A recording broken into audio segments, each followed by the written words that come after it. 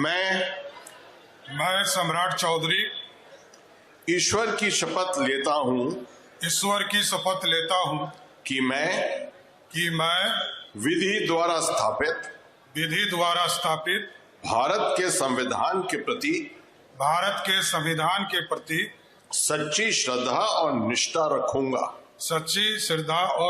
रखूंगा।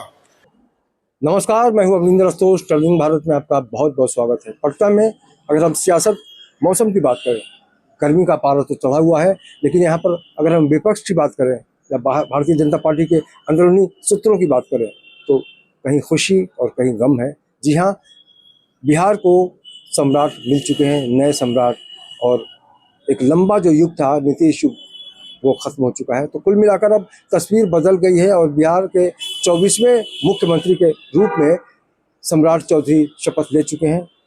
अगर हम विपक्ष की बात करें, खासकर अगर हम लालू यादव की बेटी की बात करें, रोहिणी आचार्य ने एक ट्वीट किया है और कहा है कि क्या भारतीय जनता पार्टी में नेताओं का अकाल हो गया है जो ऐसे घुमंती को दिया है।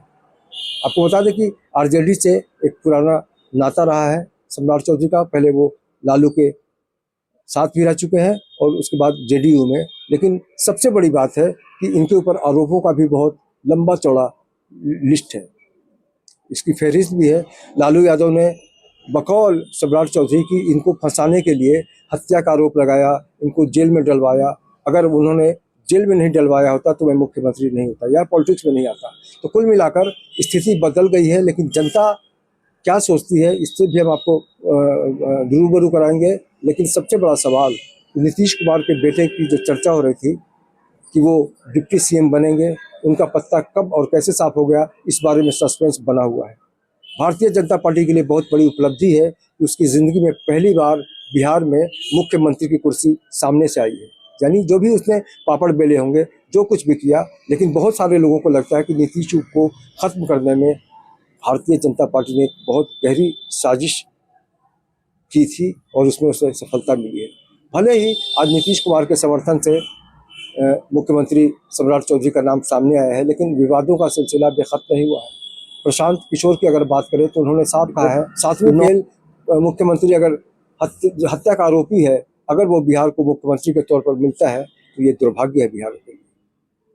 वहीं और भी काफ़ी सारे लोग हैं जो पचा नहीं पा रहे हैं कि इतने बड़े अनुभवी नेताओं के होने के बावजूद सम्राट चौधरी को ही क्यों, और 28-29 विभागों का जो कमांड है वो इनके साथ ही रहेगा। यानी इनकी स्थिति भी अब बहुत मजबूत हो गई है। ऐसे में बिहार की जनता की भी हमने एक दो लोगों से राय लेने की कोशिश की कि वो इस नए सीएम को लेकर क्या सोचते हैं, उनसे भी हम आपको मिलवाएंगे। लेकिन सबसे बड़ी बात क्या है कि नीतीश युग वाकई खत्म हो गया है या बीजेपी ने इसको फिनिश कर दिया है। एक लंबा युग बीता, नीतीश युग का खत्म हो गया है, नए सम्राट जी आए हैं, क्या कहेंगे आप? हाँ, देखिए, अब कहना क्या है इसके बारे में। ये तो नीतीश जी ने पता नहीं कैसा ये निर्णय लिया कि बिहार की को छोड़ करके उन्होंने राज्यसभा में जाना प्रेफर किया।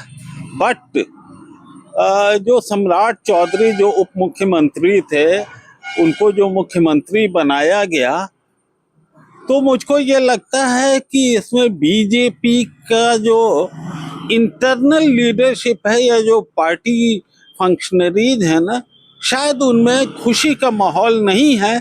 क्योंकि ओरिजिनली सम्राट चौधरी की छवि ही कोई बहुत साफ सुथरी नहीं है और बेसिकली वो बीजेपी के कार्यकर्ता के रूप में उन्होंने अपना राजनीतिक जीवन भी नहीं शुरू किया था। निखिल जी, बिहार सरकार अब नई अवस्था में आ गई है, सम्राट युग शुरू हो गया है। हमने बहुत लंबे समय तक नीतीश कुमार को देखा। आप पटना में रहते हैं, क्या रिएक्शन है आपका? देखिए, बदलाव तो प्रकृति का नियम है, बदलाव तो होना ही चाहिए। नीतीश जी बहुत दिनों तक रहे, बहुत अच्छा सफ़र उनके साथ रहा। उन्होंने बड़े अंधेरे युग से निकाल के इस युग में पहुंचाया। कम से कम आप ये समझ लीजिए कि एक नकारात्मक सोच से सकारात्मक सोच तक आ गई ये धरती कि आपको बेंगलोर में कहीं जाने के लिए सोचना पड़ता है, लेकिन बिहार में कहीं भी जाने के लिए 3 घंटे के अंदर आप एक कोने से दूसरे कोने का मैक्सिमम आप पहुंच सकते हैं। इतने हाईवेज हैं और बिजली है, व्यवस्था है, सब कुछ सही है और बाकी तो अच्छा ही है। और जहाँ तक कि सम्राट चौधरी की मतलब सम्राट जी की बात है, सम्राट जी तो 2 साल से ऑलमोस्ट नीतीश जी के हम सफ़र बन के काम ही कर रहे थे, उनके साथ ही काम कर रहे थे, उनकी ट्रेनिंग तो चली रही थी। तो हमें तो उम्मीद है कि बीजेपी हो या जेडीयू हो या कोई भी दल आए, वो कोई भी शख्स ऐसा आए जो जनता के बारे में सोचे, जनता की भलाई के बारे में सोचे और प्रगति लाए। अब तो समय है एआई का, मल्टीनेशनल कंपनीज़ का, सॉफ्टवेयर हाउसेस का, आप डेटा हाउसेस का। अगर ये सब कुछ आता है और यहाँ जॉब इंटरनेशनल और अच्छे एमएनसीज आते हैं और जॉब क्रिएट होता है ऐसा, तो मुझे खुशी होगी कि जो बच्चे यहाँ से जाते हैं उनको फिर यहीं वापस जॉब मिले, अपनी धरती पर वापस आए। कौन वापस नहीं आना चाहता, ऑलमोस्ट सभी आना चाहते हैं। फैसिलिटीज़ बिहार में सब कुछ है, कोई ब्रांड ऐसा नहीं है कि जो नहीं है, कोई किसी चीज़ की कमी नहीं है। एक दौर था जबकि नीतीश कुमार जी से उनकी बहुत ठनाठनी टनी थी और उन्होंने ये घोषणा भी की थी कि जिस दिन नीतीश कुमार मुख्यमंत्री पद से इस्तीफा देंगे उस दिन वो अपना मुरेठा खोलेंगे। लेकिन यह राजनीति है, राजनीति में ऊँट कब किस करवट बैठेगा नोबडी नोज।